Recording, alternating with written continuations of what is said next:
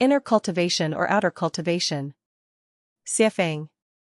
Translation edited by Qinyu.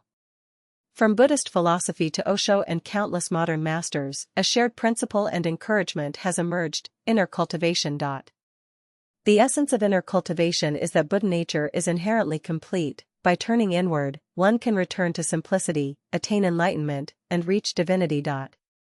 This focus on inner cultivation is valid since the ultimate goal of cultivation is to refine one's consciousness and perfect the non-material structure of life. All appearances are illusory, only the structure of consciousness and life is real. Appearances and functions are just the external expressions of essence. But without a foundation of outer cultivation, what exactly are we cultivating inwardly? Cultivating what, exactly?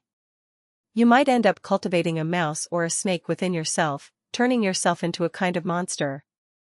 Think that sounds far-fetched? Some animals recognize the first creature they see after birth as their mother. A child raised by wolves would become a wolf child.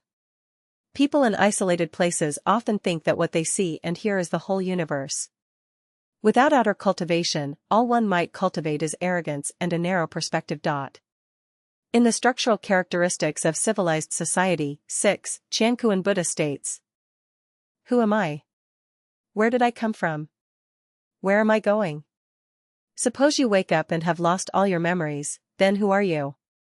You recognize self because you remember yourself, your appearance, your social connections, your past experiences that continue right up to your awakening. That is why you perceive I as real. If, one day, you were to wake up on another planet, say, in the 10,000-year world, as long as your memories remained, you'd be pleased, knowing you've come from Earth to this new world. Who am I? I am awareness, a memory structure in non-material form. Don't think your brain is everything. Your consciousness is also simultaneously recorded in the universal alaya consciousness, shaping your past and future. As long as your consciousness exists, you exist. If memory vanished, there would be no awareness, no I. The ultimate purpose of existence in the universe is to create awareness, to enable I, thereby establishing the true, logical foundation of the universe. I is awareness. Without awareness, there is no I. So where does this awareness come from? Awareness is cultivated through outer experiences. If a person is born without sight, hearing, taste, smell, or touch, who would they be?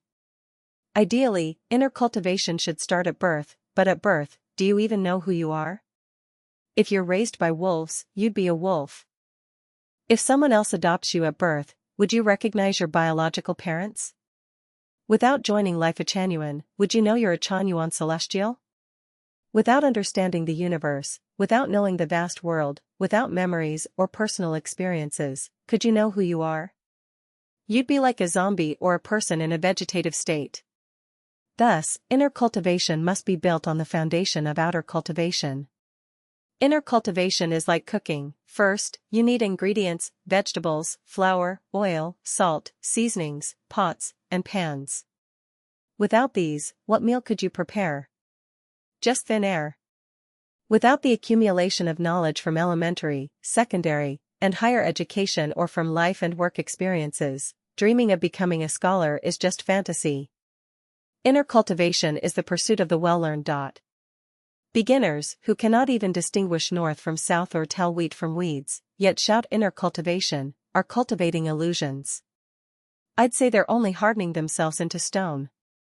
So, while we are alive, we must seize every moment for outer cultivation. We should fully experience life, explore widely, read extensively, and absorb the wisdom of others.